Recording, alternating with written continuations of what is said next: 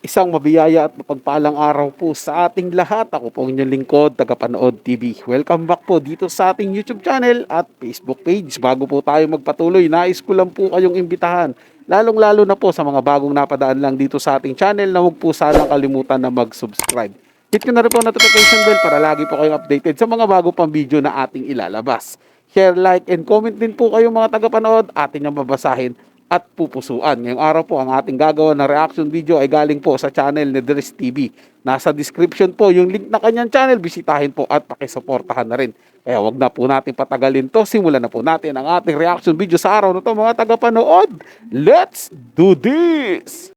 Hello everyone! Kung bago pa lang kayo dito sa ating channel, mag-subscribe na kayo at i-hit ang notification bell para lagi kayong updated sa mga balitang napapanahon.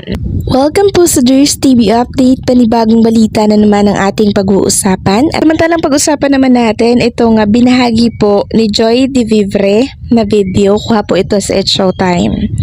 So sabi dito, Daryl Yap is getting in Vice Ganda's nerves. Di ina-expect ni Vice ang reaksyon ng mga tao. So napanood po ito ni Daryl Yap.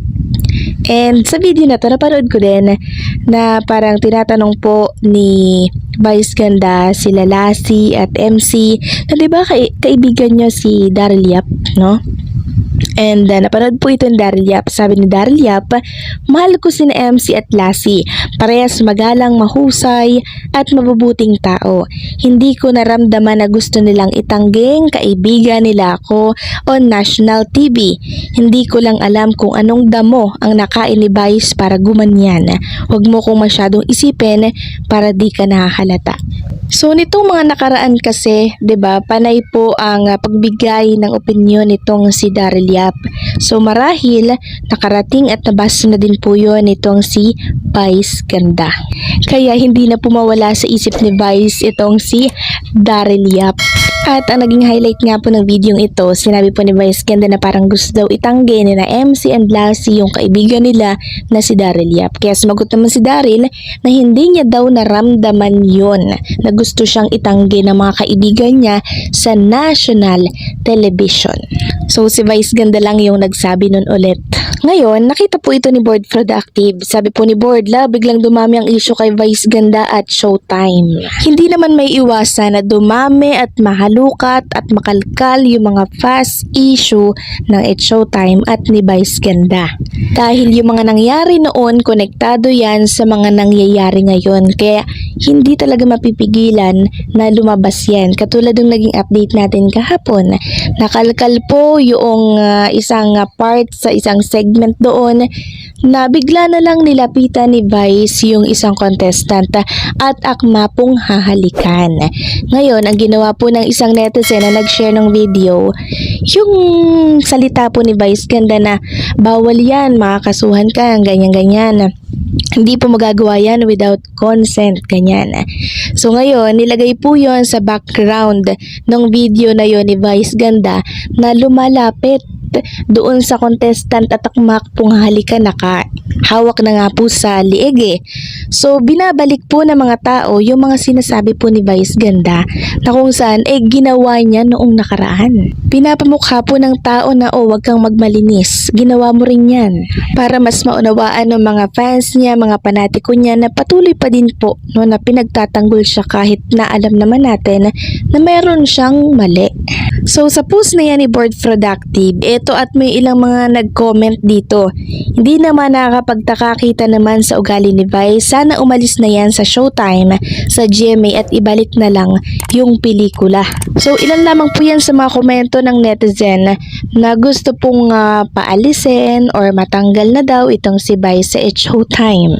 Yun nga lang, 'di ba, si Vice po ang parang haligi ng It's Showtime. So once na tanggalin yan sa Showtime, edi wala na rin po no ang Showtime. Si Vice Ganda lang po kasi ang nagbibigay ng buhay sa programang It's Showtime.